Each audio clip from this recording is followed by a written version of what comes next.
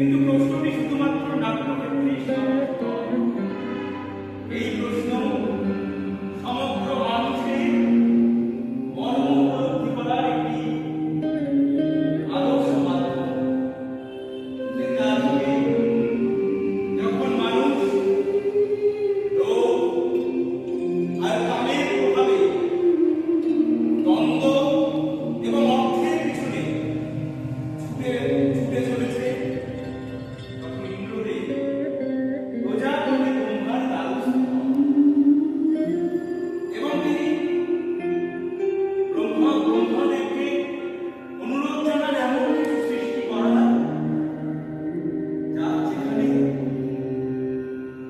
শ্রবণ এবং দৃশ্য একই সাথে সংগঠিত হবে।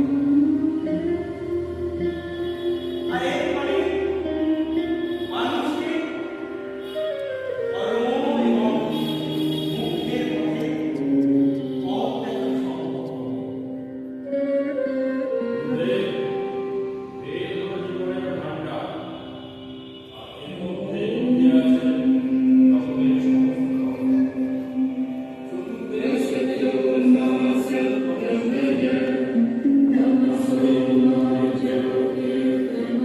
যাতে এই পঞ্চম বেদ সকল মানুষের সুখাসী গ্রহণযোগ্যতা পায়, এই শুভ উদ্দেশ্য নিয়ে পরম পিতা ব্রহ্মা চতুর্বেদ থেকে উপাদান সংগ্রহ করে একত্রিত করে এই পঞ্চম বেদ নাট্যবেদ রচনা করেন।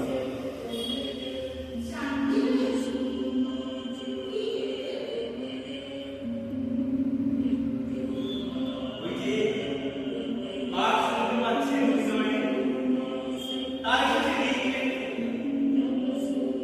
নাট্যশাস্ত্রের যে শক্তি, তার ভিত্তি, তার সত্তা ও সামনে। আর যজুর্বেদ থেকে এসেছে অভিনয়, আর নাট্যশাস্ত্রের যে রস, তা এসেছে অথর্ববেদ থেকে। এই চার বেদের অংশ নিয়েই সৃষ্টি নাট্যবেদ। নাটকটি শুধুমাত্র দেবতাদের জন্যই করা হয় না, এই একই প্রশ্ন নিয়ে দর্শকেরা ব্রহ্মাদেবের কাছে গিয়েছিলেন। ব্রহ্মাদেব উত্তরে বলেছিলেন, নাট্যশাস্ত্র সকল মানুষের জন্য, যেখানে মানুষের প্রত্যেকের জীবনের উপাদান লুকিয়ে। এই নাট্যশাস্ত্র মানুষের শোক, জ্বালা, ব্যাধি, ক্ষোভ, মানুষের বিধ্বস্ত অবস্থা থেকে শান্তি দিতে পারে একমাত্র। আর এই